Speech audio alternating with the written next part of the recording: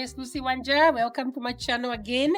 Today I'm gonna talk about my journey in adjusting back to Kenya after being away for over 30 years. So follow me, we go sit down and have a little conversation. Today I have a pretty laid back day. It was a little sunnier earlier, but today, right now, it seemed like it's getting a little like it's gonna rain or something.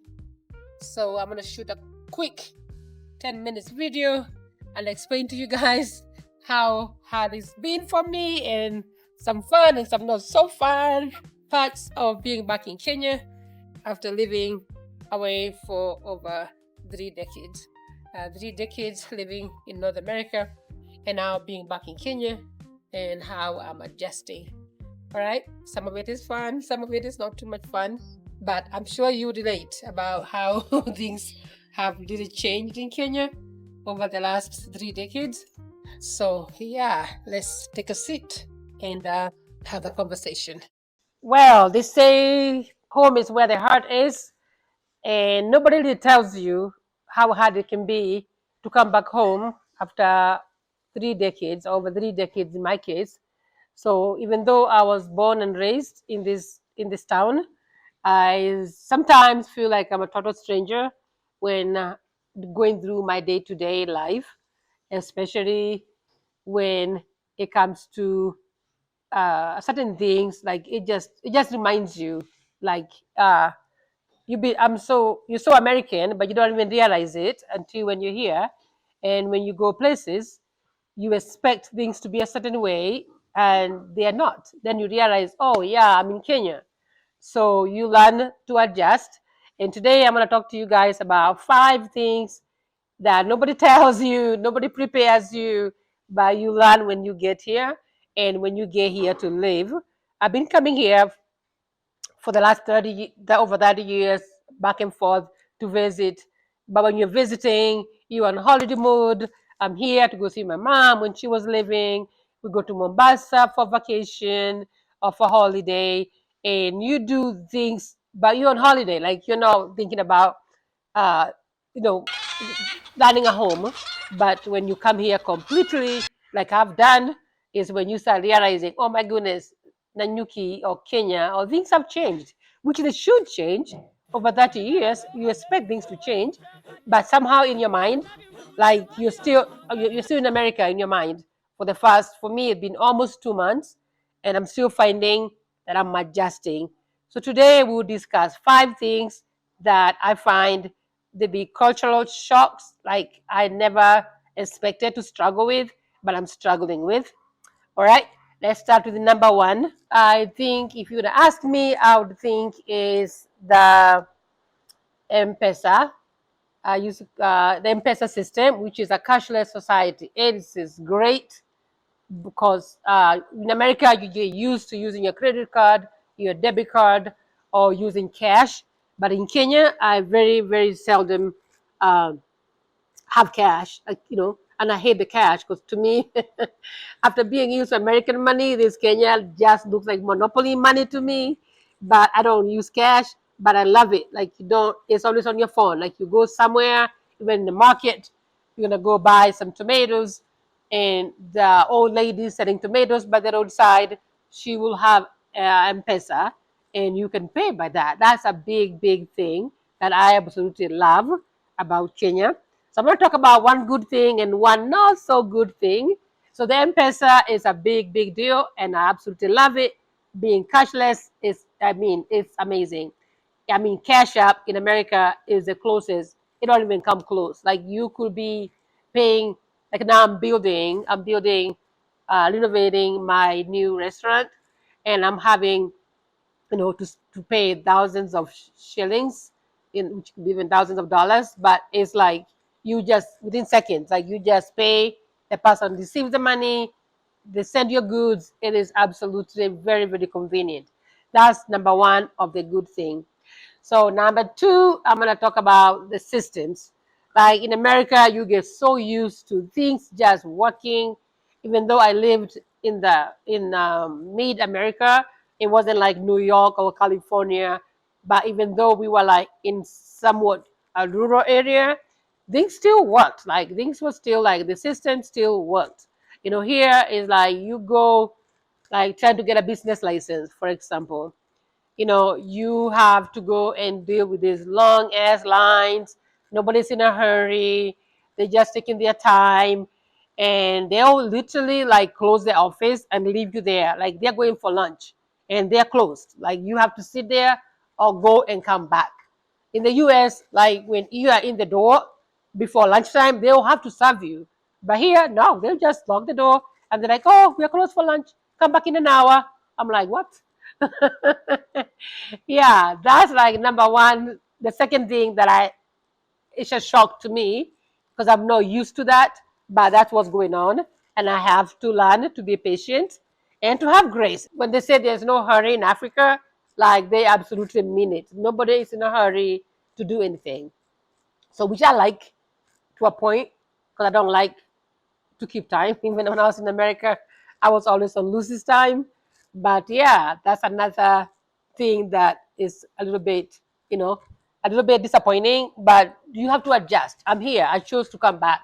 So I cannot complain about it. All I can do is adjust to it. All right, we've talked about two. I've talked about the M-Pesa, number one. Number two, we talked about the systems, how the systems don't always work and nobody's in a hurry. And number three, I'm gonna talk about family expectations. All right. So when I used to come and visit, like I would be like, say 4 years, come and visit, say a year, come and visit. Then you bring a lot of stuff for your family members. You haven't seen them for a while. But the last 5 years, I've been coming every year. And the more I come every year, the more I feel like I don't have to bring so much stuff to family members. And their expectations is like, what did you bring me? And I'm like, me, I'm here. Like, or they want to come to your house and they want you to give them stuff. I'm like, I'm here now. Whatever I have, I brought for me. And if I give it to you, I'm not going back to the US next week or next month to buy new stuff. So whatever I have here is mine to use. It's not mine to share with you. So that's another issue that you have to be careful about. I'm learning to learn about just family expectations and how to manage it and how to say no in a respectful way. And, it is what it is. They don't like it. Well, I mean, it is what it is. All right. That's number three. So, all right. Number four, I would say, is how communities here play a big role in your life, right? Because, like in America, you can be pretty much like self-sufficient. Like you can just live with one or two friends, and your life will be like normal. But here, it's like the community is very interconnected. Like you need somebody to refer you to somebody, right? Like I need a contractor, for example, or I need an engineer. You just can't go on Google and just Google anybody because there's so much fake profiles out there and online. Like we're so used to just googling stuff in America and or looking at yellow pages or community next door for like to get a plumber or to get a handyman. But here is like you have to know somebody who knows somebody, and those communities is what like that network. It is so helpful. Like I'm finding like the people I used to build my house, like when I had to do my renovations, even though I had hired a different contractor, I'm literally having to go back. I know this guy did the plumbing in my house. I'm like, hey, Shadlak, I'm opening a new place. I need to do renovations. Can you come and help me? Give me a quote on how much this will cost me. Or you need somebody to do your CCTV, like, you need somebody to install your Wi-Fi. Like all those like communities like help a lot. And having my brother James here and me having come home, you know, for a few months a year for the last 5 years, it's really helped me a lot. But I would advise people like if you're trying to come back, make sure you have those systems, like otherwise it's so frustrating and people get conned a lot online. Like we're so used to buying stuff off Amazon that you go to Amazon, you have an Amazon cart and you pay and your stuff comes to your door and you don't have to worry about it. Here, if you try to buy stuff online, you better know that person personally or you will get conned. Yeah, I've been conned before. So when I tell you things are very different here, you just get online and you see somebody selling a nice piece of furniture or something that you like. So I was online and I was trying to look for, they call them cookers here. In America, we say stove, a stove for the house, the Airbnb that I'm building. And that's when, like, literally, like, few months ago, even though I knew better, but I was just like, for some reason, it looked legit. It was in a group with a lot of people. And some of the groups, these WhatsApp groups, they have like when it says admins only, I don't join those. So this one, it was like anybody can talk, and she's posting some nice things. The price wasn't bad. So again, it's my better judgment. I went ahead sent her. Oh my goodness, that was over. I want to say it was almost $500 because it was 50 or 60 something thousand. So I paid, and they're like, "Oh yeah, yeah, give me your pin, like your location, where it'll be delivered." I give the pin. They send me an email. They confirm everything looks legit. Girl, the next day I wake up, I'm like, the group has changed the settings. Now only admins can send messages. So this lady, she will not answer my call. It took me like a good second to realize, oh my goodness, I've been got. Like they got me. So that was a good welcome back. That was literally the day I landed. It was actually my birthday in August. I lost 58,000 Kenya shillings, which is like $500 almost. It was very painful. But I've learned from then, it's like cash on delivery. Don't buy anything online. I just came with a hangover from Amazon. You go to Amazon, da, da, da, da, da, da. Then you go home, I have Prime. The next day, the stuff is outside on my patio. No, this is a different jungle. Don't do that. Don't be like me. Don't get conned. So that's like number four. And number five, I would say, is just the culture. Like things are different. Like me and my companion, we're not married and we're not planning to get married. But every time people assume he's my husband. Oh, I talked to your husband. I'm like, I don't have a husband. I don't have a ring on my finger. So people just those norms, they just used to you're a couple, you're automatically a husband and wife. So I'm having to tell people like I have no ring on my finger. I'm not married. I was married for 20 years and I'm not ready to jump into another marriage. So right now I'm at an age where I just need a companion and he feels the same way. So yeah, so we're not married and we're not planning to get married.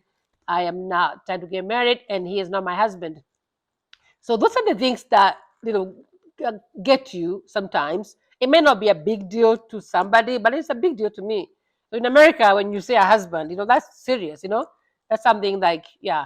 But when you just have a companion, that's different, and most people are having a hard time in here to comprehending that, and that's okay too. But it's one thing also that I'm learning, like to adjust to that people will automatically assume your spouse, somebody with you is your husband, even though it's not. And just one more thing, I know I said five, but one more thing is the language. I'm telling you, Swahili has changed a lot, and every day I'm like, huh, huh, huh. I am so lost. And they have this new sheng, which is a slang, and everything means so different. I'm gonna have to do a video with my household when I have my house manager Margaret and my farm manager and the other guys who work around, and we can like literally have like 2 hours of just laughing, them laughing at me about the words that I don't know what they mean. But anyhow, yeah, that's about it for now. Nothing heavy. It's just a few 5.5 things that I'm having to adjust to being back in Kenya after being gone or being away in North America for over 3 decades. It's like you're home, but then you're not home yet. So I'm having to, assimilate back into the society, and I'm learning as I go. Like every day is a new day, and I'm being positive because, like I say, I chose to come back here. So I can't quite expect things to be as the same as American, but in your mind, like it will take time, and I've come to allow myself to know that it will take time, so I don't get impatient. Anyways, that's about it for today. Thank you for watching. And please, if you have not subscribed to my channel, please subscribe. And also, I told you guys I'll be having a consultation link. So if you need help, relocating to Kenya, if you need help with immigration, you need help with building a house or buying a property, or even like the other day I talked about my son and his addiction issues. Some people were asking me about the facility, and I'm not at liberty to like disclose that right now.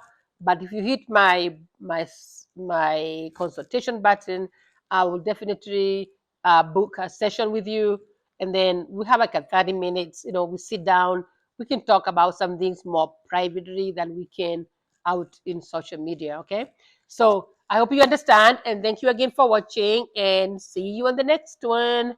Bye.